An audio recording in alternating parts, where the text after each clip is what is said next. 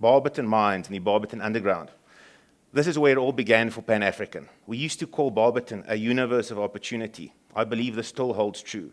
We will detail some of our plans and opportunities for Barberton later.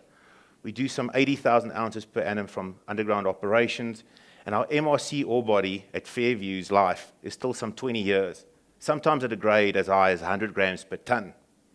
The BTRP, or the Barberton Tailings Retreatment Plant, and Elakulu are our surface operations. As I've said, these operations now account for 50% of our gold production. BTRP again delivered an exceptional cost performance in the period past, all-in sustaining cost of less than $650 per ounce.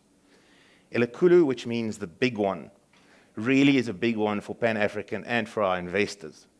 Initially, we forecast a payback of approximately 4 years on this project. It was $120 million of capital spent.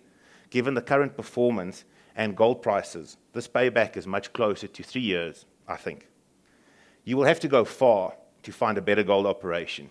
Elakulu is also testament that one can get large-scale projects done in South Africa, on budget and actually ahead of schedule.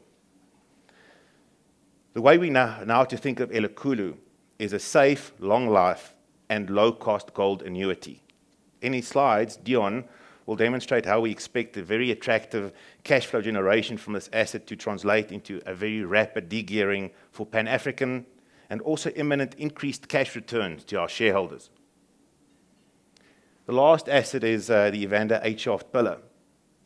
Now, last year we were asked, why don't you just shut or close the Evander 8 shaft, and what will the cash burn be on the Evander Underground?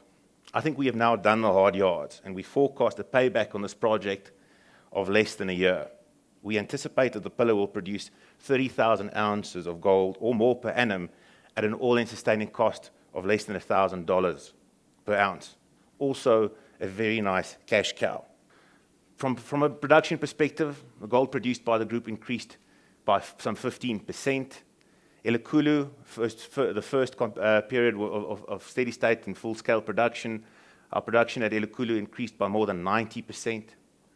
And the 8 shaft pillar, as we've said, is on track to achieve steady state production pretty much in the next couple of weeks. From a financial perspective, the group profit after tax increased by 125%. EBITDA has demonstrated a very significant increase, more than 80%. Earnings per share in dollar terms more than doubled. Group net debt decreased, and at the same time, we reinstated and reinitiated our dividends. So I guess the one sort of red point on the slide is the all-in sustaining costs that increased. I think from an EBITDA, adjusted EBITDA generation perspective, it's a good performance. All of our operations contributed positive cash flows, even scratching around on 24 level at the Evander Underground. This is why our expectations for 8 shaft pillar are justified, we believe.